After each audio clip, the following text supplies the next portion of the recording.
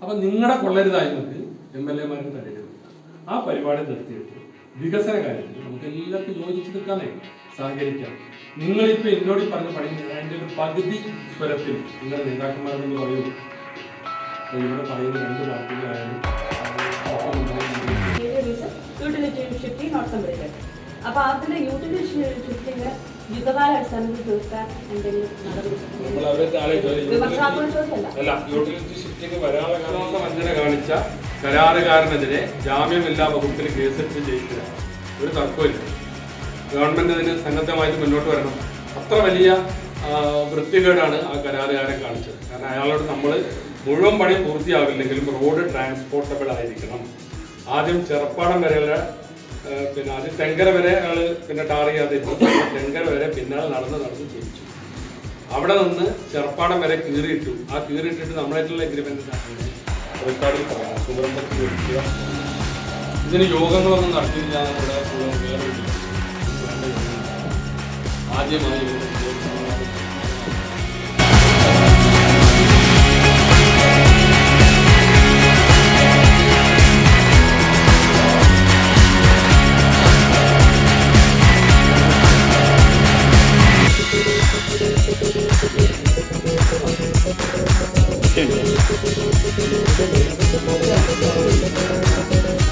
അതൊന്ന് താത്തിക്കുന്നു.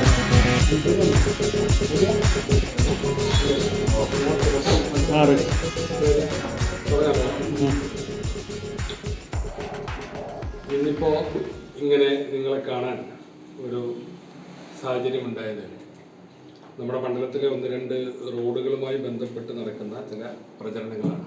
അപ്പോൾ അതിൻ്റെ നിജസ്ഥിതി ജനങ്ങളെ അറിയിക്കുക എന്നുള്ളത് ഒരു ജനപ്രതിനിധി എന്ന നിലയിൽ എൻ്റെ ഉത്തരവാദിത്തമാണ്. അതിൽ രാഷ്ട്രീയമായ ആരോപണങ്ങളും അതൊക്കെ ജനം അർഹിക്കുന്ന അവജ്ഞയോടുകൂടി തന്നെ തള്ളിക്കളയും. അതിനൊന്നും മറുപടി പറയാനല്ല ഈ പത്രസമ്മേളനം. എന്നാൽ ജനജീവിതവുമായി ബന്ധപ്പെട്ട കുറച്ച് പ്രശ്നങ്ങൾ അതിലുണ്ടല്ലോ. അപ്പോൾ അതിൻ്റെ ഒരു വിഷയങ്ങൾ വിശദീകരിക്കുക എന്നുള്ളതാണ്. ഇവിടെ ഈ നമ്മളിതിൽ കാണേണ്ടത് വികസന വിഷയങ്ങൾ കൈകാര്യം ചെയ്യുന്നതിൽ ഗവൺമെൻറ്റിൻ്റെ കുറേ പാളിച്ചകൾ ഉണ്ട്. അതുപോലെ തന്നെ കൊള്ളരുതായ്മകളും പോരായ്മകളൊക്കെ ഉണ്ട്. അത് മറച്ചു വെക്കാൻ അവരുമായി ബന്ധപ്പെട്ട പാർട്ടികൾ അത് ജനപ്രതിനിധികളുടെ തലയിൽ വെക്കണം. ഗവൺമെൻറ്റിൻ്റെ വീഴ്ചകളും കൊള്ളരുതായ്മകളും പോരായ്മകളും ജനപ്രതിനിധികളുടേതായി ചിത്രീകരിച്ച് അത് വലിയ തോതിലുള്ള ഒരു ആഘോഷമാക്കി മാറ്റുന്ന ഒരു പ്രവണതയാണ് ഇപ്പോൾ കണ്ടുവരുന്നത്. നമുക്കറിയാം, ഇപ്പോൾ നടക്കുന്ന ഏറ്റവും വലിയ ചർച്ച എന്ന് വെച്ചാൽ സിസ്റ്റം തകരാറിലായി എന്നുള്ളതാണ്. അത് സർക്കാർ സംവിധാനം തകരാറിലായി എന്നത് സംബന്ധിച്ചുള്ള ചർച്ചയാണ്. ആരാ തുടക്കം കുറിച്ചത്? ഒരു ഇടതുപക്ഷക്കാരനായ വളരെ സാധാരണക്കാരനായ ഒരു ഡോക്ടർ. അദ്ദേഹമാണ് മെഡിക്കൽ കോളേജ് ഹോസ്പിറ്റലിൽ ശസ്ത്രക്രിയക്ക് പോലുമുള്ള സൗകര്യമില്ല എന്ന് പറഞ്ഞുകൊണ്ട് വെട്ടിത്തുറന്ന് സമൂഹത്തോട് അദ്ദേഹത്തിന് പറയേണ്ടി വന്നത്. പിന്നെ കേരളത്തിലെ റോഡുകളുടെ സ്ഥിതി, മറ്റെല്ലാ മേഖലയിലും സർക്കാർ സംവിധാനം ആകെ താറുമാറായിട്ടുണ്ട്, സിസ്റ്റം തകരാറിലായിട്ടുണ്ട് എന്നുള്ളത് തന്നെയാണ് നമുക്ക് കാണാൻ സാധിക്കുന്നത്. ആ തകരാറൊക്കെ നമ്മളും അനുഭവിക്കണം. അത് മണ്ണാർക്കാട് മണ്ഡലത്തിലേക്ക് വരുമ്പോഴും ആ ഗവൺമെൻറ് സിസ്റ്റത്തിൻ്റെ തകരാറുണ്ട്. ഇപ്പോൾ ഇവിടെ 2 റോഡുകളുമായി ബന്ധപ്പെട്ടതാണ് വിഷയം. ഈ അട്ടപ്പാടി റോഡിലെ ഇപ്പോഴത്തെ പ്രതിസന്ധിയുടെ കാരണം എന്താ? കരാറുകാരൻ്റെ വീഴ്ചയാണ്. ഇത് മഴയ്ക്ക് മുമ്പ് തീർക്കാൻ വേണ്ടി ഏറ്റവും കൂടുതൽ ആശങ്കയോടുകൂടി പ്രവർത്തിച്ച ഒരു ജനപ്രതിനിധിയാണ് ഞാൻ. എനിക്കറിയാം, മഴ പെയ്താൽ ഇന്ന പ്രതിസന്ധിയൊക്കെ അവിടെ ഉണ്ടാകാൻ സാധ്യതയുണ്ട്, വലിയ വെള്ളത്തിൻ്റെ കുത്തൊഴുക്കുണ്ടാകും, റോഡ് പൊളിച്ചിട്ടിരിക്കുകയാണ്, അത് പ്രയാസം ഉണ്ടാക്കും എന്നുള്ളത് കൊണ്ട് മഴയ്ക്ക് മുമ്പ് 2 ഷെഡ്യൂൾ മാർച്ച് 31 മുമ്പാണ് ശരിക്കും ഇയാളത് തീർക്കേണ്ടത്. 15 മാസം എന്ന് പറഞ്ഞാൽ കാര്യങ്ങൾ തീരൂല എന്ന് കണ്ടപ്പോൾ മെയ് 31-നകമെങ്കിലും തീർക്കാൻ വേണ്ടി 2 ഷെഡ്യൂളുകൾ ഉണ്ടാക്കി. ഏപ്രിൽ പകുതിക്ക് ശേഷം, അതുവരെയൊക്കെ കരാറുകാരൻ്റെ ആളുകളൊക്കെ എല്ലാത്തിനും ഉണ്ടായിരുന്നു, ഇദ്ദേഹത്തെ കാണാതെയായി. പിന്നെ ജൂലൈ 31 വരെ നീട്ടിക്കൊടുത്തത് ഗവൺമെൻറ്റാണ്. കിഫ്ബിയാണ്, KRFB-ആണ്. അതിൽ MLA-ക്ക് പങ്കൊന്നുമില്ല. പക്ഷെ അതിൽ ചിലപ്പോൾ ഒരു പ്രായോഗികത കൂടി നോക്കിയിട്ടുണ്ടാവും. ഈ പ്രവർത്തികൾ പൂർത്തിയാവണ്ടേ? നമ്മളൊരു ഡേറ്റ് പറഞ്ഞിട്ടാണ് തീർക്കണം എന്ന് പറഞ്ഞാൽ അതെങ്ങനെ സാധ്യമാകുന്നു എന്നുള്ളതും അവർ നോക്കിയിട്ടുണ്ടാവും. പക്ഷെ അത് എൻ്റെ കുഴപ്പമായിരുന്നില്ല. ഏതായിരുന്നാലും ഇപ്പോൾ ജൂലൈ 31-ന് തീർക്കണം എന്നാണ് ഗവൺമെൻറ്റുമായിട്ട് കരാറുകാരനുള്ള എഗ്രിമെൻറ്റ്. അപ്പോൾ എന്ത് ചെയ്യാം? കരാറുകാരനെതിരെ ക്രിമിനൽ കേസ് എടുക്കാം. ആരെടുക്കേണ്ടത്? ഗവൺമെൻറ് എടുക്കണം. വിശ്വാസവഞ്ചനയാണ്, ക്രിമിനൽ ബ്രീച്ച് ഓഫ് ട്രസ്റ്റ്. വിശ്വാസവഞ്ചന കാണിച്ച കരാറുകാരനെതിരെ ജാമ്യമില്ലാ വകുപ്പിൽ കേസെടുത്ത് ജയിലിലിടാം. ഒരു തർക്കമില്ല. ഗവൺമെന്റ് അതിന് സന്നദ്ധമായിട്ട് മുന്നോട്ട് വരണം. അത്ര വലിയ വൃത്തികേടാണ് ആ കരാറുകാരൻ കാണിച്ചത്. കാരണം അയാളോട് നമ്മൾ മുഴുവൻ പണിയും പൂർത്തിയാവില്ലെങ്കിലും റോഡ് ട്രാൻസ്പോർട്ടബിൾ ആയിരിക്കണം. ആദ്യം ചെറുപ്പാടം വരെയുള്ള പിന്നെ ആദ്യം തെങ്കര വരെ അയാൾ പിന്നെ ടാർ ചെയ്യാതിരുന്നു. തെങ്കര വരെ പിന്നാലെ നടന്ന് ചെയ്യിച്ചു. അവിടെ നിന്ന് ചെറുപ്പാടം വരെ കീറിയിട്ടു. ആ കീറിയിട്ടിട്ട് നമ്മളായിട്ടുള്ള എഗ്രിമെന്റ് എന്താ, ഏപ്രിൽ 20 ചെറുപ്പാടം വരെ തീരും. പിന്നെ അവിടെ നിന്ന് അങ്ങോട്ട് ഇപ്പൊ വേറൊരു അപകടം കൂടെ ഉണ്ടാക്കിയിട്ടുണ്ട്. അതിൽ അലൈൻമെന്റ് മാറ്റിയിട്ടുണ്ട്. ഈ കിഫ്ബി ഉണ്ടാക്കുന്ന പ്രശ്നങ്ങൾ ചെറുതല്ല. വർഷങ്ങൾക്ക് മുമ്പ് ഉണ്ടാക്കിയ അലൈൻമെന്റ് ഇപ്പൊ മാറ്റുകയാണ്. അത് വളവാണ്, തിരിവാണ്. ഇപ്പൊ അത് ആ വളവും തിരിവും ഇവർക്ക് ആദ്യം ഓർമ്മയില്ല. ഇപ്പോഴാണ് അത് പറയുന്നത്. അപ്പൊ അതുകൊണ്ട് അവിടെ നിന്ന് അങ്ങോട്ട് കുറച്ച് പ്രശ്നങ്ങൾ ഉണ്ടാകും. ഏതായിരുന്നാലും ഉള്ള റോഡ് ട്രാൻസ്പോർട്ടബിൾ ആക്കാനും നിങ്ങൾ അലൈൻമെന്റ് മാറ്റിക്കോ. എന്റെ വാദം അതായിരുന്നു, ഉള്ള റോഡ് ട്രാൻസ്പോർട്ടബിൾ ആണ്. അപ്പോ ഇതിനൊക്കെ വർക്ക് നടത്തിക്കേണ്ടത് ഡിപ്പാർട്ട്മെന്റാണ്. അതിന് ഹെഡിലിരിക്കുന്നത് മന്ത്രിയാണ്. അവരുടെ ഉത്തരവാദിത്തം നേരെ MLA തലയിൽ വെക്കുക. ഉദ്യോഗസ്ഥരെ നിയന്ത്രിക്കേണ്ടത് ആരാ? പൊതുമരാമത്ത് വകുപ്പാണ്. അല്ലെങ്കിൽ ഇവിടെ അതിനു വേണ്ടിയുള്ള സ്പെഷ്യൽ പർപ്പസ് വെഹിക്കിൾ എന്ന് പറയും. അതാണ് KRP. PWDയുടെ ഉദ്യോഗസ്ഥരെ തന്നെ വേറൊരു പ്ലാറ്റ്ഫോമിലേക്കാക്കി മാറ്റിയതുമാണ്. കിഫ്ബി ഇതിന് ഫണ്ട് ചെയ്യും. കിഫ്ബിയും ഇവരെ പിടിച്ച എല്ലാ ആലോചനയും നടത്തും. പിന്നെ MLA ചെയ്യേണ്ടത് എന്താ? ഇതിനു വേണ്ട എല്ലാ ഏകോപനവും. നിങ്ങളടക്കം സാക്ഷിയാണ്. ഈ റോഡിന് വേണ്ടി നമ്മൾ എത്ര യോഗം ചേർന്നിട്ടുണ്ട്. പൈപ്പിന്റെ പ്രശ്നങ്ങളായിരുന്നു ആദ്യം, എല്ലാം മാറ്റിക്കൊടുത്തു. ഇലക്ട്രിക് പോസ്റ്റുകൾ മാറ്റിക്കൊടുത്തു. മരം വെട്ടിക്കൊടുത്തു. ഇതിനൊക്കെ വേണ്ട ഏകോപനം നമ്മൾ ചെയ്തു. എന്നിട്ടും മരം ടെൻഡർ ചെയ്തിട്ട് എടുക്കാൻ ആളില്ലാത്ത പ്രശ്നങ്ങളൊക്കെ ഉണ്ട്. ഏതായിരുന്നാലും വേറൊന്നും കൂടി ചോദിക്കട്ടെ. 2022 ഒക്ടോബർ മാസത്തിൽ മന്ത്രി റിയാസി റോഡ് സന്ദർശിച്ചു. എന്നോട് വിവരറിയിച്ച് ഞാനും പോയിരുന്നു. അന്ന് മന്ത്രി പറഞ്ഞ വാക്കെന്താ? 1 കൊല്ലം കൊണ്ട് ഈ മൊത്തം റോഡിന്റെ പണി പൂർത്തിയാവും. ഒറ്റ കൊല്ലം. ഓരോ 3 മാസവും തിരുവനന്തപുരത്ത് ഇതിന്റെ റിവ്യൂ നടത്തും. അന്നത്തെ നിങ്ങളുടെ റെക്കോർഡ്സ് ഒക്കെ എടുത്ത് പരിശോധിച്ചാൽ കാണാൻ പറ്റും. എന്നിട്ട് ഇപ്പം എന്തായി? നിരവധി തവണ ഈ കാര്യത്തിന് ഞാൻ മന്ത്രിയെ വീണ്ടും കണ്ടു. നിങ്ങൾ വന്ന അട്ടപ്പാടി റോഡ് എവിടെ എത്തിയിട്ടില്ല കേട്ടോ, ഇവരിങ്ങനെ പ്രശ്നമാണ്, കാര്യങ്ങൾ നീങ്ങുന്നില്ല എന്ന് മന്ത്രിയെ കണ്ട് പറഞ്ഞു. മണ്ഡലത്തിലെ വികസന കാര്യങ്ങൾ അതിൽ രാഷ്ട്രീയം കലർത്താൻ ഞാൻ ഇതുവരെ ഈ 16 കൊല്ലം ശ്രമിച്ചിട്ടില്ല. ഈ എല്ലാവരും കൂട്ടിപ്പിടിച്ച് സഹകരിച്ച് പോവുക. ഇതിലൊക്കെ രാഷ്ട്രീയം അങ്ങോട്ടും ഇങ്ങോട്ടും പറയാൻ നിന്നാൽ, കാരണം ഭരണം ഒരു വിഭാഗത്തിന്, പ്രതിപക്ഷ MLA, ഒരു ഘട്ടത്തിൽ ഞാൻ ഭരണകക്ഷിയുടെ MLA, ഇതൊക്കെയാണെങ്കിലും എല്ലാവരെയും കൂട്ടിപ്പിടിച്ച് പോകുന്നതാണ്. പക്ഷെ ഇപ്പോൾ ഇവിടെ അനാവശ്യമായ ചില വിവാദങ്ങൾ ഉണ്ടാക്കുന്നതുകൊണ്ടാണ് ഞാൻ ഇതിങ്ങനെ വിശദീകരിക്കേണ്ടി വന്നത്. ഇത് CPM ഒറ്റ കാര്യം പറഞ്ഞിട്ടുള്ളൂ. എന്ത്? കരാറുകാരൻ ലീഗുകാരനാണ്. ഞാൻ ഇന്ന് വരെ കരാറുകാരൻ്റെ രാഷ്ട്രീയം അന്വേഷിച്ചിട്ടില്ല. ഹാരിസ് എന്നാണ് കരാറുകാരൻ്റെ പേര്.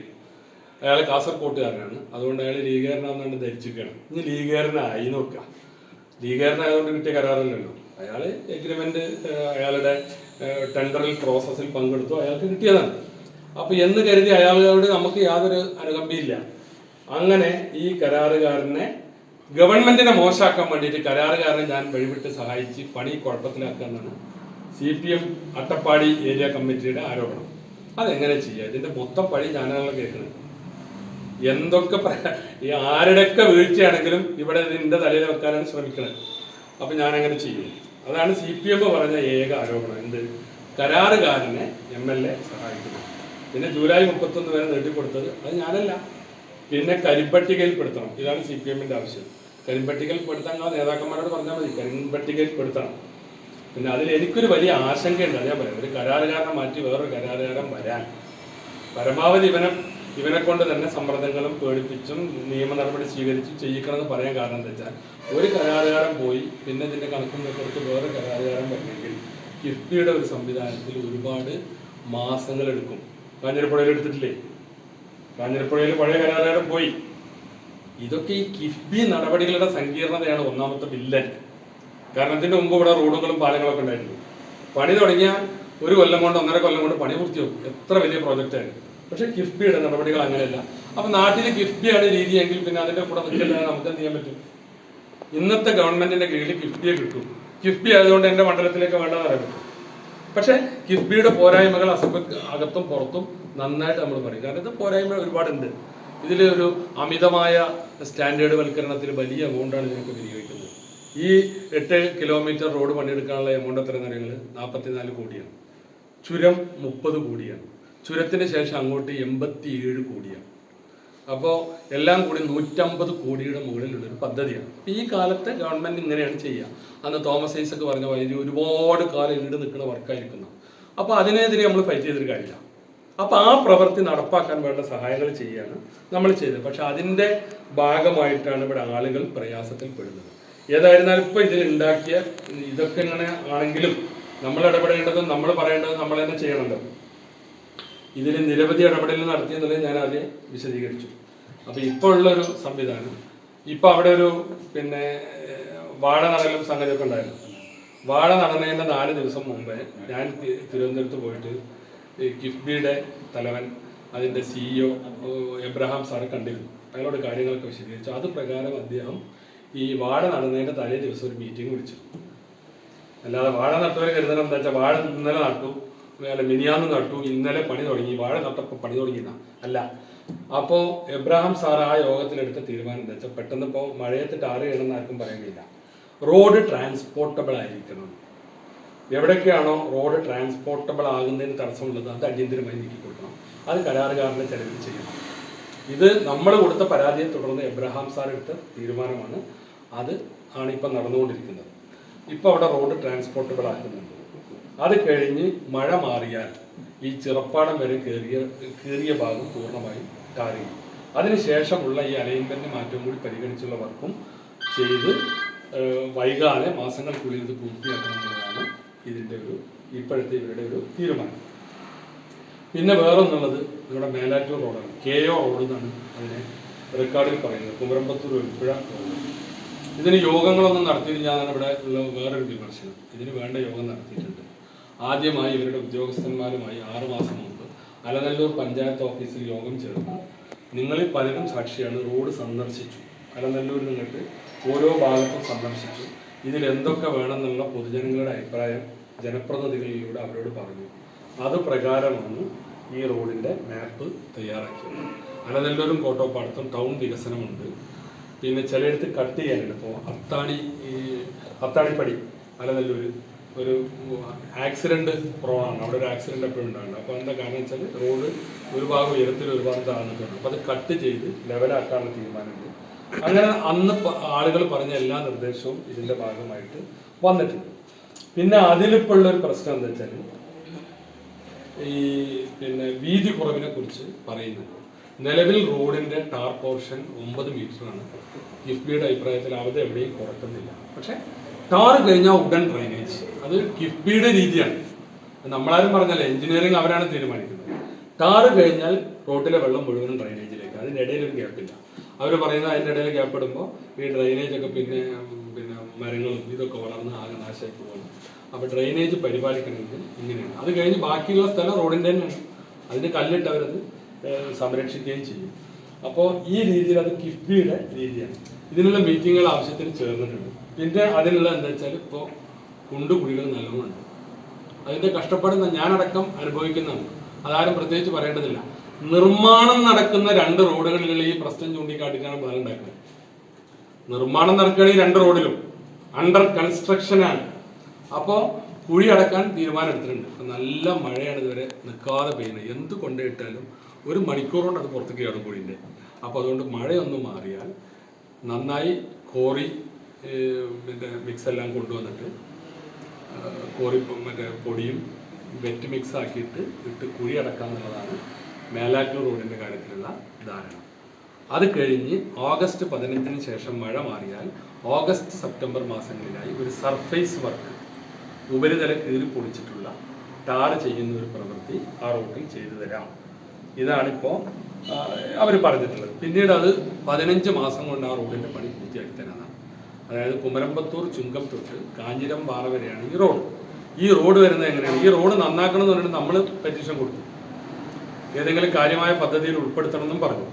അപ്പോഴാണ് നമ്മുടെ മണ്ഡലത്തിൽ ഉൾപ്പെടേണ്ടായിരുന്ന മലയോര ഹൈവേയുടെ പ്രപ്പോസൽ. ആ മലയോര ഹൈവേയുടെ പ്രപ്പോസൽ കുറച്ചുകൂടി അങ്ങോട്ട് മാറിയിട്ടായിരുന്നു, മലയോരത്തേക്ക് മാറിയിട്ടായിരുന്നു. വിവിധ റോഡുകൾ കണക്ട് ചെയ്തിട്ടായിരുന്നു ആ റോഡ് അന്നും അവർ ഉദ്ദേശിച്ചിരുന്നത്. അപ്പോഴാണ് അവിടെ ഗ്രീൻഫീൽഡ് ഹൈവേ വന്നത്. അപ്പോൾ ഈ മലയോര ഹൈവേ ഇങ്ങോട്ട് മാറി. അപ്പോൾ മലയോര ഹൈവേ എങ്ങനെയാക്കി? നിലവിലുള്ള റോഡുകൾ കണക്ട് ചെയ്ത് പോവുക. മലപ്പുറം ജില്ലയിൽ നിന്ന് വന്ന് കാഞ്ഞിരംപാറ വരെ ആ റോഡ് തന്നെ. ഈ മേലാറ്റൂർ റോഡ് തന്നെ മലയോര ഹൈവേ. അവിടെ നിന്ന് പിന്നെ കാഞ്ഞിരമ്പാറ മുതൽ ചുങ്കം വരെ നമ്മുടെ മണ്ഡലത്തിലെ ഈ 18 കിലോമീറ്റർ അത് മലയോര ഹൈവേ. ചുങ്കത്ത് നിന്ന് നാഷണൽ ഹൈവേയിൽ കടന്ന് പിന്നെ പാലക്കാട് എന്നിട്ടാണ് മലയോര ഹൈവേ വേറെ തിരിച്ചു പോകുന്നത്. ഇതൊക്കെ അതാത് കാലത്ത് സർക്കാരിൻ്റെ പദ്ധതികളാണ്. MLA എന്നുള്ള നിലക്ക് അതുമായി ഇടപെട്ട് അതിന് വേണ്ട സഹായം ചെയ്തു കൊടുക്കുക എന്നുള്ളതാണ്. അപ്പോൾ ഇപ്പോൾ ഈ മഴ അങ്ങോട്ട് രൂക്ഷമായാൽ ഈ കുഴിയിലുള്ള പിന്നെ മഴവെള്ളവും ഇതും അതിൻ്റെ ഒരു പ്രയാസം നാട്ടുകാർക്ക് ഉണ്ടാവും, ഞാനില്ലാന്ന് പറയുന്നില്ല. പക്ഷെ നമ്മൾ കാണേണ്ടത് നിർമ്മാണത്തിലിരിക്കുന്ന ഒരു ഘട്ടമാണ് ഈ 2 വർക്കും. അപ്പോൾ അതുകൊണ്ടുണ്ടാകുന്ന പ്രയാസത്തെ ആഘോഷമാക്കുക, ഇത് MLAൻ്റെ കുഴപ്പമാണ് എന്ന് പറയാം. ഇതൊക്കെ വിശ്വസിക്കാൻ മാത്രം നിങ്ങളാണ്ട് പറയുമ്പോഴേക്ക് വിശ്വസിക്കാൻ മാത്രം ബുദ്ധിയില്ലാത്ത ആളുകളൊന്നും അല്ലല്ലോ ഈ മണ്ഡലത്തിൽ ജീവിക്കുന്നത്. ഞാൻ ചോദിക്കട്ടെ, ഈ 2 നിർമ്മാണ പ്രവർത്തനം നടക്കുന്ന റോഡുകളല്ലാതെ മണ്ണാർക്കാട് മണ്ഡലത്തിൽ മറ്റൊരു മണ്ഡലത്തിലുണ്ടാവില്ല. മണ്ണാർക്കാട് മണ്ഡലത്തിലെ വേറെ ഏത് റോഡിലാണ് കുഴപ്പമുള്ളത്? അവിടെ നിന്ന് കണ്ടെടുത്തോ, ഇടത്തനാട്ടുകാരെ ഉണ്ണിയാൽ കണ്ണംകൊണ്ട് ആനനെല്ലൂർ കണ്ണംകൊണ്ട് അവിടെ നിന്ന് കണ്ടിട്ട് പോയാൽ അതിനകത്ത് ഇടത്തനാട്ടിലുള്ള എല്ലാ റോഡും, പിന്നെ കാപ്പുറമ്പിലേക്ക് പോകുന്ന റോഡ്, അതുപോലെ തന്നെ പിലാച്ചോലേക്ക് പോകുന്ന റോഡ്, ആഞ്ഞിലങ്ങാടിക്ക് പോകുന്ന റോഡ്, ഇതൊക്കെ റബ്ബറൈസ്ഡ് ആണ്. എവിടെയും ഒരു കുണ്ടും കൂടിയില്ല. അവിടുന്ന് അലനല്ലൂർക്ക് വന്ന അലനല്ലൂർ കാര്യവട്ടം റോഡ്, അലനല്ലൂർ പുത്തൂർ റോഡ്, അവിടുന്ന് ഇങ്ങനെ കുറച്ച് വന്നാൽ ഓർമ്മയുള്ളതൊക്കെയാണ് പറയുന്നത്. കല്യാണക്കാപ്പ് മൈലാമ്പാടം റോഡ്, ഇങ്ങോട്ട് വന്നാൽ Changaleri road, MES Payyanadam road, അങ്ങനെ ഇങ്ങോട്ട് വന്നാൽ ടിപ്പു സുൽത്താൻ റോഡ്, അതിപ്പോഴാണ് പണി പൂർത്തിയായത്. ഈ അട്ടപ്പാടി റോഡും മേലാറ്റൂർ റോഡും നിർമ്മാണത്തിലിരിക്കുകയാണ്. അതിന് ചില നിയമങ്ങളുണ്ട്. നിർമ്മാണത്തിലിരിക്കുന്ന റോട്ടിൽ അവിടെ ഒരു വലിയ വർക്ക് നടക്കുമ്പോൾ അതിൻ്റെ ഇടയിൽ വേറെ മെയിൻ്റനൻസ് നടത്താൻ പാടില്ല. ആ നിയമം എനിക്കായിട്ട് മാറ്റാൻ പറ്റില്ല. അത് PWD മാനുവലിലുള്ള നിയമമാണ്. പിന്നെ അവിടെ ചെയ്യിക്കാൻ കഴിയുന്നത് എന്താ? ഈ കുഴികൾ അടച്ച് മെയിൻറ്റെയിൻ ചെയ്ത് പോകുന്നുള്ള ആ പണികൾ നടക്കുന്നുണ്ട്. പിന്നെ ഈ സംഗതികൾ നിങ്ങൾ കാണേണ്ടത് എന്താ വെച്ചാൽ, നമ്മളിവിടെ 14 കൊല്ലം ജനപ്രതിനിധി ആയിരുന്നിട്ടുണ്ട്. ഈ നിർമ്മാണം നടക്കുന്ന സമയത്ത് ഇത്തരത്തിലുള്ള അഭ്യാസങ്ങൾ എല്ലാ സമയത്തും നടക്കുന്നുണ്ട്. മണ്ണാർക്കാട് ടൗൺ വികസനം എന്തായിരുന്നു സ്ഥിതി? അന്നും ഇതേമാതിരി ഒരു വർഷക്കാലത്ത് വെള്ളക്കെട്ടും മറ്റൊക്കെ ഉണ്ടായപ്പോൾ അതും നമ്മളെ മേൽ കൊണ്ടുവരാൻ നാഷണൽ ഹൈവേൻ്റെ വർക്കായിരുന്നു. മണ്ണാർക്കാട് കുന്തിപ്പുഴ പാലം വികസിപ്പിച്ച് അതിൻ്റെ പരിസരം വികസിപ്പിച്ച് അവിടെ നിന്നാണ് ഈ റോഡ് വികസനം തുടങ്ങുന്നത്. അത് നമ്മൾ കാണിച്ചു കൊടുത്തൊരു വഴിയായിരുന്നു. MLA ഫണ്ട് ഉപയോഗിച്ചിട്ടാണ് കുന്തിപ്പുഴ പാലം വീതി കൂട്ടിയത്. എന്നിട്ട് ആ മണ്ണാർക്കാട് ടൗൺ നവീകരണത്തിൻ്റെ സമയത്ത് പ്രശ്നമുണ്ടായി. ഇന്ന് മണ്ണാർക്കാട് ടൗൺ ഗതാഗത കുരുക്കിൻ്റെ നാടല്ല, നല്ല സ്മൂത്തായിട്ട് യാത്ര ചെയ്യാം. അത് ആ ശ്രമമായിരുന്നു. പക്ഷെ അന്നും നമ്മൾ കേട്ടു. അതുപോലെ തന്നെ പയ്യനടം റോഡ് എന്തെല്ലാം കലാപരിപാടി നടത്തി നോക്കി. കിഫ്ബി കാലതാമസം ഉണ്ടാക്കി, ഇല്ലാതെ പറയില്ല. കിഫ്ബിയുടെ കാലതാമസമായിരുന്നു വില്ലൻ. കോടതിയിൽ വരെ പോണ്ടി വന്നു. അവിടുത്തെ ഒരു പൊതുപ്രവർത്തകനെ കൊണ്ട് കോടതിയിൽ കേസ് കൊടുപ്പിച്ചു. മുസ്തഫ അന്ന് കേസ് കൊടുത്തത് ആ പിന്നെ പയ്യനടം റോഡിൽ കലാപുണ്ടാക്കി. പക്ഷേ ഇതൊക്കെ ഇന്ന് ഏറ്റവും ജനങ്ങൾക്ക് സൗകര്യമുള്ള റോഡുകളാണ്. അപ്പോൾ ഞാൻ ഈ പറഞ്ഞ ഈ 2 റോഡല്ലാതെ വേറെ എവിടെയും കുണ്ടും കുഴിയായിട്ടുള്ള പ്രയാസങ്ങളില്ല. ഗ്രാമീണ റോഡുകൾ വരെ നമ്മൾ പരമാവധി നന്നാക്കിക്കൊണ്ടിരിക്കുന്നു. അപ്പോൾ ബഡ്ജറ്റ് ഫണ്ട് ഉപയോഗിച്ച് ഗ്രാമീണ റോഡ് നന്നാക്കിയത് 5 റോഡുകളുണ്ടായി. അപ്പോൾ അതിൽ ഏറ്റവും അവസാനം ഉദ്ഘാടനം ചെയ്ത വെള്ളപ്പാടം പുല്ലൂന്തി റോഡൊക്കെ ഒന്ന് പോയി നോക്കുന്നത് ഹൈവേയുടെ സ്വഭാവത്തിലാണ് ഗ്രാമീണ റോഡുകൾ. അതിൽപ്പെട്ടതാണ് വേങ്ങ കുണ്ടിലക്കാട് റോഡ്. പണി മഴയത്താണ് നടക്കുന്നത്, അതുകൊണ്ട് ശ്രദ്ധിക്കണം. മഴ അങ്ങനെ പെയ്യുന്നതിന് മുമ്പ് ഇത് കൊടുത്തിട്ടെന്ന് പറയും. മഴ എല്ലാ കണക്കും തെറ്റിച്ചിട്ട് മാർച്ചിൽ തന്നെ മഴ അങ്ങ് തുടങ്ങും. വേങ്ങ കുണ്ടിലക്കാട് റോഡ് പണി കഴിഞ്ഞ് കുറച്ച് കഴിഞ്ഞ് നല്ല മഴയാണ്. ചില ഭാഗങ്ങളിൽ ചില ടാറിൻ്റെ ഇളക്കം വന്നു. കരാറുകാരൻ പറഞ്ഞു ഇത് പൂർണ്ണമായും എൻ്റെ ഉത്തരവാദിത്തമാണ്, കാരണം എഞ്ചിനീയർമാർ പറഞ്ഞ പ്രകാരമൊക്കെ ഞാൻ ചെയ്തിരുന്നു, എന്നിട്ടും ഇങ്ങനെയാണ് സംഭവിക്കുന്നത്, ഞാനത് ശരിയാക്കി തരാം എന്ന് പറഞ്ഞു. പക്ഷെ അത് വെച്ചിട്ടും സർക്കസ് കളിച്ചില്ലേ. അത് വെച്ചിട്ടും വെറുതെ വാട്സപ്പ് ഉണ്ട്, കയ്യിൽ മൊബൈൽ ഫോൺ ഉണ്ട് വെച്ചിട്ട് ഇതൊക്കെ ഇങ്ങനെ ആക്കിയ നാട്ടിലൊരു അരക്ഷിതാവസ്ഥ വരാം. ജനപ്രതിനിധികൾ വരും പോവും, പക്ഷെ ഇങ്ങനെ എല്ലാത്തിലും ഇങ്ങനെ രാഷ്ട്രീയം കളിക്കാൻ പറ്റും. അപ്പോൾ അത് അയാൾ ഏറ്റെടുത്തു. അതിലെന്തെങ്കിലും പോരായ്മ ഉണ്ടെങ്കിൽ തീർത്തു തരാം എന്ന് പറഞ്ഞു. അപ്പോൾ ഈ പിന്നെ ഇവിടെയുള്ള നമ്മൾ കാണുന്നൊരു നയം എന്താ വെച്ചാൽ, വികസനം വന്നാൽ അത് LDF സർക്കാർ, വികസനം വരാത്ത പ്രോജക്റ്റുകളാണെങ്കിൽ അത് MLAൻ്റെ കുഴപ്പം, വന്ന പ്രോജക്റ്റ് പണി വൈകിയാൽ അതും MLAൻ്റെ കുഴപ്പം, പണി കഴിഞ്ഞാൽ നമ്മൾ. അപ്പോൾ ഈ പറഞ്ഞ റോഡുകളിലൊക്കെ ഇത് ഗവൺമെൻറ്റിന് അഭിവാദ്യമൊക്കെ അർപ്പിച്ച് പറഞ്ഞിട്ടുണ്ടല്ലോ. അപ്പോൾ അതിലൊന്നും നമ്മൾ കുറ്റം പറയുന്നില്ല. ഇതെല്ലാം ഒരു സിസ്റ്റത്തിൻ്റെ ഭാഗമാണ്. കേന്ദ്രമുണ്ട്, കേരളമുണ്ട്, ഫെഡറൽ സംവിധാനമാണ്. മണ്ണാർക്കാട് ജനങ്ങളുടെ നികുതി കേരളത്തിൻ്റെ ട്രഷറി തന്നെയാണ് നടക്കുന്നത്, മനസ്സിലായില്ലേ? അപ്പോൾ അതിനനുസരിച്ചുള്ള വിഹിതം ഏത് ഭരണമായാലും മണ്ണാർക്കാട്ടുകാർക്ക് കിട്ടണം, എല്ലാ മണ്ഡലക്കാർക്കും കിട്ടണം. അത് ചോദിക്കാനും വാങ്ങാനൊക്കെ നമുക്കറിയാം, ചോദിച്ചിട്ടും വാങ്ങിയിട്ടുണ്ട്. പിന്നെ ഇതൊക്കെ ഇങ്ങനെ ചിലർ നമ്മളെ പഠിപ്പിക്കുകയാണ്. കിഫ്ബിക്കല്ല പരാതി കൊടുക്കേണ്ടത്, KRFBക്കാണ് പരാതി കൊടുക്കേണ്ടത്. ഇവർക്കൊക്കെ ഇതിൻ്റെ വല്ല ABCD അറിയും. ഇത് കൊടുക്കേണ്ടടുത്ത് നമ്മൾ കൊടുത്തു, അതിൽ ഇടപെട്ടു. കിഫ്ബിയാണ് ഇതെല്ലാം കൺട്രോൾ ചെയ്യണത്, ഫണ്ടിങ് ഏജൻസിയാണ്. KRFB എന്ന് പറഞ്ഞാൽ അവരുടെ ഒരു പിന്നെ എന്താ പറയുക വർക്ക് നടത്താനുള്ള ഒരു ഏജൻസി. അതിൻ്റെ പേര് തന്നെ സ്പെഷ്യൽ പർപ്പസ് വെഹിക്കിൾ എന്നാണ്. അങ്ങനെ കുറേ പദ്ധതികൾക്കുണ്ട്. ഇപ്പോൾ നമ്മുടെ മണ്ണാർക്കാട് താലൂക്ക് ആശുപത്രി വർക്ക് നടക്കുന്നുണ്ട്, അതിൻ്റെ ഏജൻസി വേറെയാണ്. ഈ സ്കൂളുകളൊക്കെ നടന്നു, അതിൻ്റെയൊക്കെ കെല്ല് ഇതുപോലുള്ള ഏജൻസികളാണ്. നമ്മുടെ കില അതിലൊരു ഏജൻസിയാണ്. അപ്പോൾ ഇത് ഈ കാര്യങ്ങൾ ഒരുക്കി കൊടുക്കുന്ന അതിന് വേണ്ട ഉദ്യോഗസ്ഥന്മാർ കിഫ്ബിയുടെ കയ്യിൽ ഒരുപാട് ഉദ്യോഗസ്ഥന്മാരില്ല. അപ്പോൾ അതുകൊണ്ട് കിഫ്ബിക്ക് വേണ്ടിയിട്ട് ചെയ്യുന്ന ഏജൻസിയാണ്. പക്ഷെ ഇതിൻ്റെ നിയന്ത്രണവും കൺട്രോളും ഓരോന്നിനും പെർമിഷൻ കിട്ടുന്നത് കിഫ്ബിയിൽ നിന്നാണ്. ഏതായിരുന്നാലും അതിനൊന്നും ഞാൻ കൂടുതൽ മറുപടി പറയില്ല. കാരണം എന്ന് വെച്ചാൽ ഇതൊക്കെ കഴിഞ്ഞ് 14 കൊല്ലമായിട്ട് നമ്മൾ ചെയ്തുകൊണ്ടിരിക്കുന്ന സംഗതിയാണ്. അപ്പോൾ അത് ഞാനങ്ങനെ വിമർശനത്തിന് അതീതനൊന്നുമില്ല. എല്ലാ കാര്യങ്ങളും അറിയുന്ന ഒരു സർവ്വവിജ്ഞാന കോശമല്ല. പക്ഷേ അത്യാവശ്യം പറയുമ്പോൾ ഒരു മര്യാദ കാണിക്കണ്ടേ. ഇതൊക്കെ നമ്മൾ 14 കൊല്ലമായിട്ട് നിരന്തരം കിഫ്ബി, KRFB ഇതൊക്കെ മാസത്തിൽ പലതവണ ഇവരുടെ ഓഫീസുകൾ സന്ദർശിച്ച സന്ദർഭമുണ്ട്. 2 മാസത്തിലൊരിക്കൽ എന്തായാലും പോണ്ടി വരും. ഇവിടെ ഒരുപാട് കിഫ്ബി വർക്കുകളുണ്ട്, ഒക്കെ പൂർത്തിയായി. ഇനി 2 വർക്കേ ഉള്ളൂ. ഇതൊക്കെ എങ്ങനെ പൂർത്തിയായത് തന്നെയാണ്. ഇപ്പോൾ ടിപ്പു സുൽത്താൻ റോഡാണ് ലാസ്റ്റ് പൂർത്തിയായത്. അതിൻ്റെ 3.5 കിലോമീറ്റർ മണ്ണാർക്കാട് മണ്ഡലത്തിലുണ്ടായുള്ളൂ. പക്ഷെ അതിൽ ഒരുപാട് പ്രശ്നങ്ങളുണ്ടായിരുന്നു, നാട്ടുകാരെ പരാതി ഉണ്ടായിരുന്നു. അപ്പോൾ അത് നിരന്തരം ബന്ധപ്പെട്ടാണ് അതെല്ലാം പരിഹരിച്ചത്. അപ്പോൾ ഇവിടെ എന്താ വെച്ചാൽ ഞാനിത് പറയാൻ ഉദ്ദേശിച്ചല്ല, ഗവൺമെൻറ് സംവിധാനത്തിൻ്റെ വലിയ വീഴ്ചയുണ്ട്, പോരായ്മയുണ്ട്, എല്ലായിടത്തും ഉണ്ട്. അത് MLAയുടെ തലയിൽ വെക്കാനുള്ള ഈ ശ്രമം അത് ശരിയല്ല. അത് മനസ്സിലാക്കാനുള്ള ബുദ്ധി നാട്ടുകാർക്കുണ്ട്. പിന്നെ മീറ്റിങ്ങുകളൊന്നും മഠത്തിൽ ചേരാൻ MLAക്ക് ഒഴിവില്ല എന്നാണ് ചിലർ കാണുന്നത്. അങ്ങനെ ഒഴിവില്ലാത്തൊരു പ്രശ്നമൊന്നുമില്ല. എനിക്ക് വേറെ പിന്നെ സൈഡ് ബിസിനസ് ഒന്നുമില്ല. 2011 മാർച്ചിൽ ഞാനിവിടെ നാമനിർദ്ദേശം ചെയ്യപ്പെട്ട MLA അന്ന് വരെ ഉണ്ടായിരുന്ന വക്കീൽ പണി ഒഴിവാക്കി. ചിലർ MLA ആയാലും വക്കീൽ പണി ഒരു സൈഡായിട്ട് തുടരുന്നുണ്ട്. അതുപോലെ തന്നെ മറ്റു പല പണിയുണ്ട്, ഇതിൻ്റെ ഇടയിൽ കൂടി നടത്താവുന്ന പണികൾ. ഇതിൻ്റെ ജോലി ഇത് തന്നെയാണ്. അത് ജനങ്ങളോട് ഇത് ഏറ്റെടുത്ത ഉത്തരവാദിത്തം എന്നുള്ള നിലയ്ക്ക് ഈ 14 കൊല്ലം ഞാൻ വേറൊരു പണിക്കും പോയിട്ടില്ല. പിന്നെ സ്വാഭാവികമായിട്ട് പൊതുപ്രവർത്തകർ എന്നുള്ള നിലയ്ക്ക് അവനവൻ്റെ രാഷ്ട്രീയ പാർട്ടിയുമായി ബന്ധപ്പെട്ട ചില മീറ്റിങ്ങിനും പരിപാടികളൊക്കെ കൊണ്ടിരുന്നു.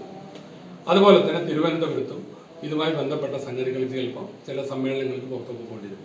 അതല്ലാത്ത ബാക്കി എല്ലാ സമയവും ഞാനിവിടെ മണ്ണാർക്കാട് തന്നെയുണ്ട്. അത് ജനമേൽപ്പിച്ചൊരു ഉത്തരവാദിത്തം എന്നുള്ള നിലക്കാണ് 3 ടേമിലും ആ ഉത്തരവാദിത്തം നിർവഹിച്ചത്.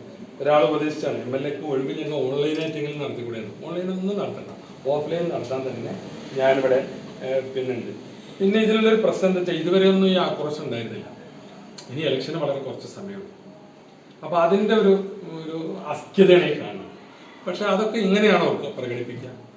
ഈ ഒരു നിർമ്മാണം നടക്കുന്ന റോഡിൽ മഴ പെയ്ത് വെള്ളം ഉണ്ടായാൽ അല്ലെങ്കിൽ അതിൽ മണ്ണിടാൻ 2 ദിവസം വൈകിയാൽ അത് ചൂണ്ടിക്കാണിച്ചതാ MLA. പിന്നെ അതിൽ പറയണമെന്ന് വെച്ചാൽ രാജിവെക്ക്, പുറത്തു പോകും എന്നൊക്കെയാണ് മുദ്രാവാക്യം. അല്ല, അതിനെക്കുറിച്ചൊന്നും ഇപ്പം ഞാനൊന്നും പറയുന്നില്ല. ആദ്യം ഇതിൽ പ്രധാന കുറ്റവാളികളൊക്കെ രാജിവെച്ചിട്ട് ബാക്കി നമുക്ക് ആലോചിക്കാം. അങ്ങനെയാണെങ്കിൽ മുഖ്യമന്ത്രി രാജിവെക്കണം, മന്ത്രിമാർ രാജിവെക്കണം, എന്നിട്ട് ബാക്കി കാര്യങ്ങൾ നമ്മളെ വല്ല വിളിച്ചിട്ടുണ്ടെങ്കിൽ മതിയല്ലോ. അപ്പോൾ ആദ്യം ഒന്ന് അവരോട് പറയും. ആദ്യം ഒന്ന് അവരോട് പറഞ്ഞിട്ട് അവരൊക്കെ ആ പണിയെടുത്തതിന് ശേഷം പിന്നെ അതിൻ്റെ കാര്യങ്ങൾ നമുക്ക് നോക്കാം. അപ്പോൾ അതുകൊണ്ട് പിന്നെ ഈ കാര്യത്തിൽ ഈ 2 റോഡുകളോ മറ്റേത് വികസനത്തിൻ്റെ കാര്യത്തിൽ ഒരു MLA എന്നുള്ള നിലയ്ക്ക് ഞാൻ എൻ്റെ റോള് വഹിച്ചില്ല എന്ന് ആർക്കെങ്കിലും ഒരു വാദം ഉണ്ടെങ്കിൽ ഒരു പരസ്യ സംവാദത്തിന് ഞാൻ തയ്യാറാണ്. ഈ 2 റോഡായാലും വേറെ ഏത് വർക്കായാലും എടുത്തോ, ഞാൻ ചെയ്ത പണികൾ അത് പിന്നെ പ്രകടനത്തിൽ മുദ്രാവാക്യം വിളിക്കണ കാര്യമില്ല. MLA ചെയ്യേണ്ട പണി MLAക്ക് ചെയ്യാൻ പറ്റുള്ളൂ. മന്ത്രിൻ്റെ പണി MLAക്ക് എടുക്കാൻ പറ്റില്ല, മന്ത്രിയോട് പറയാനേ പറ്റുള്ളൂ. അപ്പോൾ വകുപ്പിനെ നിയന്ത്രിക്കേണ്ടത് മന്ത്രിയാണ്, മന്ത്രിമാരെ നിയന്ത്രിക്കേണ്ടത് മുഖ്യമന്ത്രിയാണ്. ജനപ്രതിനിധിയുടെ റോൾ എന്താണ്? ഇതിനു വേണ്ട സൗകര്യങ്ങൾ ചെയ്തു കൊടുക്കുക, നിർദ്ദേശങ്ങൾ സമർപ്പിക്കുക. അട്ടപ്പാടി റോഡ് നിർദ്ദേശം വെച്ച് ഞാനാണ്. മേലാറ്റൂർ റോഡ് ഈ രൂപത്തിൽ നിർദ്ദേശം വെച്ച് കൊണ്ടുവന്നത് നമ്മളാണ്. പക്ഷെ അതിൻ്റെ വർക്ക് നടത്തിക്കേണ്ടത് എക്സിക്യൂട്ടീവാണ്. ഇവിടെ ലെജിസ്ലേച്ചറും എക്സിക്യൂട്ടീവും ജുഡീഷ്യറിയും ഒക്കെ ഉണ്ട്. അതിൽ എക്സിക്യൂട്ടീവാണ്. എക്സിക്യൂട്ടീവിൻ്റെ ഹെഡ് മന്ത്രിയാണ്. അല്ലാതെ അവരെ നമ്മൾ വിചാരിച്ചാൽ നിയന്ത്രിക്കാൻ കഴിയില്ല. പറയാൻ പറ്റും, വിമർശിക്കാൻ പറ്റും, അവർക്കെതിരെ പരാതി കൊടുക്കാൻ പറ്റും, അതിലൊക്കെ ചിലപ്പോൾ നടപടി ഉണ്ടാവും. അതൊക്കെ തന്നെയാണ് ചെയ്യുന്നത്. പക്ഷെ അവരാരുടെ കൺട്രോളാണ്?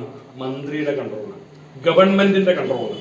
അപ്പോൾ അതുകൊണ്ട് അങ്ങനെയുള്ള പുതിയ വാദങ്ങളൊന്നും ഉന്നയിച്ചു വരില്ല. അങ്ങനെയാണെങ്കിൽ ഒറ്റ കാര്യം ഞാൻ പറയുന്നുള്ളൂ.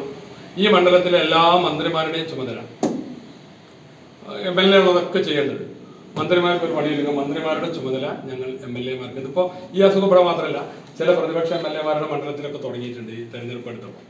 അപ്പോൾ അങ്ങനെയാണെങ്കിൽ ആ മന്ത്രിമാരുടെ ചുമതല ഒരു 2 മാസക്കാലത്തേക്ക് തന്നാൽ അട്ടപ്പാടി റോഡ് 2 മാസം കൊണ്ട് പണി ചെയ്യും.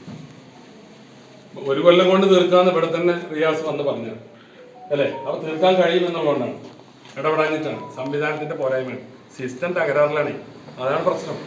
അപ്പോൾ അതുകൊണ്ട് അങ്ങനെ പോരായ്മ ഉണ്ടെങ്കിൽ അത് ആ ചുമതല നമ്മളെ ഏൽപ്പിച്ചാൽ 2 മാസം കൊണ്ട് അട്ടപ്പാടി റോഡിൻ്റെ കാര്യത്തിൽ നമുക്ക് പൂർണ്ണമായിട്ടത് പൂർത്തീകരിക്കാൻ സാധിക്കും. പിന്നെ MLA ഫണ്ടിൻ്റെ കാര്യത്തിൽ 100% വിനിയോഗിച്ചു എന്ന് പല വർഷങ്ങളിൽ പാലക്കാട് ജില്ലയിലും സംസ്ഥാനത്തും ഒന്നാം സ്ഥാനം കിട്ടിയത് നിങ്ങളൊക്കെ കണ്ടായിരിക്കും. പല ചാനലുകളുടെ സർവേ നടന്നിട്ടുണ്ട്. 100% ഫണ്ട് വിനിയോഗിച്ച MLA ഫണ്ട് വിനിയോഗിച്ച MLA മണ്ണാർക്കാട്ടുകാരുടെ MLA. അത് ഞാൻ എൻ്റെ പണിയാണത്, അത് ചെയ്യണം. അതിൻ്റെ ₹1 ലാപ്സാക്കുക എന്ന് പറഞ്ഞാൽ ഈ മണ്ഡലക്കാരോട് ചെയ്യുന്ന തെറ്റാണ്. അത് ഉണ്ടായിട്ടില്ല. പല സമയത്ത് നമ്മൾ 1ാം സ്ഥാനത്ത് തന്നെ ആ കാര്യത്തിൽ വന്നിട്ടുണ്ട്. പിന്നെ ഇവിടെയുള്ള പ്രയാസങ്ങൾ ലഘൂകരിച്ച് പണി പൂർത്തീകരിച്ചാൽ ഇങ്ങനെ ഈ പെട്ടെന്ന് ഓർമ്മ നഷ്ടപ്പെട്ടു പോരും കേട്ടോ. അപ്പോൾ ഈ പയ്യനട റോഡിലൊക്കെ ഞാൻ അനുഭവിച്ച അത്രയുണ്ട്. ഇപ്പോഴായി കൂടി പോകുമ്പോഴോ അല്ലെങ്കിൽ ആ റോഡ് ഉപയോഗിക്കണവരോ ഓർമ്മ നഷ്ടപ്പെടുകയാണ്. എന്താ കാരണം? ഒരു കാര്യവുമില്ലാതെ കിഫ്ബിയുടെ കൊള്ളരുതായ്മയായിരുന്നു. അനാവശ്യമായിട്ട് ഒരാളെ ഉയരത്തിൽ ഡ്രൈനേജാണ് കെട്ടി നാട്ടുകാരെ മൊത്തം ബ്ലോക്കാക്കി. എന്നിട്ടോ ആ ഡ്രൈനേജ് പിന്നെ പൊളിക്കാൻ കിഫ്ബി തന്നെ പറഞ്ഞു, കരാറുകാരൻ പറഞ്ഞു പൈസ പൊളിക്കില്ലാന്ന്. അതുപോലെ പെട്ട ചർച്ചകൾ അറിയാലോ. അപ്പം നിങ്ങളുടെ കൊള്ളരുതായ്മക്ക് MLA-മാരും തടയരുത്. ആ പരിപാടി നിർത്തിയിട്ട് വികസന കാര്യത്തിൽ നമുക്ക് എല്ലാവർക്കും യോജിച്ച് നിൽക്കാനേ സഹകരിക്കാം. നിങ്ങളിപ്പോൾ എന്നോട് പറഞ്ഞ പണി അതിൻ്റെ ഒരു പകുതി സ്വരത്തിൽ നിങ്ങളുടെ നേതാക്കന്മാരോടൊന്ന് പറയൂ. ഇപ്പോൾ ഇവിടെ പറയുന്ന 2 പാർട്ടികളായാലും മുഖ്യമന്ത്രിയും മന്ത്രിയൊക്കെ ഒരു പാർട്ടിയുടേതാണ്. അതുപോലെ തന്നെ മറ്റ് പാർട്ടിക്കും അത്ര മോശമില്ലാത്ത റോള് ഗവൺമെന്റിലുണ്ടല്ലോ. എന്നോട് കിടന്ന് ഈ ബഹളം വെക്കുന്നത് അവിടെ നിന്ന് പറഞ്ഞാൽ പോലെ. ഇപ്പോൾ വേറെ ഒരു സംഗതിയിലാണ്ട് വനം വകുപ്പിനെതിരെ ഒരു പ്രകടനം, അതിൽ പിന്നെ ഒന്നും MLA-നെ പറയാനില്ലല്ലോ. വനം വകുപ്പിനെ ആനനെയും പുലിനെയും നിയന്ത്രിക്കേണ്ടത് അപ്പൊ അതില് യൂട്ടിലിറ്റി ഷിഫ്റ്റിംഗ് യുദ്ധകാലാടിസ്ഥാനത്തിൽ തീർക്കാൻ എന്തെങ്കിലും നടപടി? അല്ല, യൂട്ടിലിറ്റി ഷിഫ്റ്റിംഗ് വരാനുള്ള കാരണം ഈ അലൈൻമെന്റ് മാറ്റിയതാണ്. ആദ്യം വെച്ച അലൈൻമെന്റിലുള്ള മരമൊക്കെ ഒരു പരിധി വരെ എല്ലാം വെട്ടി, 2 മരത്തെ ബാക്കി, കുറച്ച് വലിയ ശിഖരങ്ങളുള്ള 2 മരം, അത് ഇപ്പം ചിലപ്പോൾ വെട്ടിയിരുന്നു. ഇതിനിടയിൽ ഒരു മീറ്റിംഗ് ചേർന്നപ്പോൾ അത് മാത്രമാണ് വന്നത്. പിന്നെ ഇപ്പോൾ റോഡ് പോയിരുന്ന ഭാഗം ഒരു അലൈൻമെന്റ് മാറ്റി, അതുകൊണ്ട് വന്ന പുതിയ സംഗതിയാണ്. അപ്പോൾ അത് കളക്ടറൊക്കെ ആയിട്ട് ബന്ധപ്പെട്ട് ഇതിനൊക്കെ ചില നടപടിക്രമങ്ങളുണ്ട്. അതായത് ലേലം ചെയ്യണം, ടെൻഡർ ചെയ്യണം, എന്നിട്ട് അത് വെട്ടിയിടണം, അതിൻ്റെ ചെലവ് ഇതൊക്കെ ആയിട്ട് ചില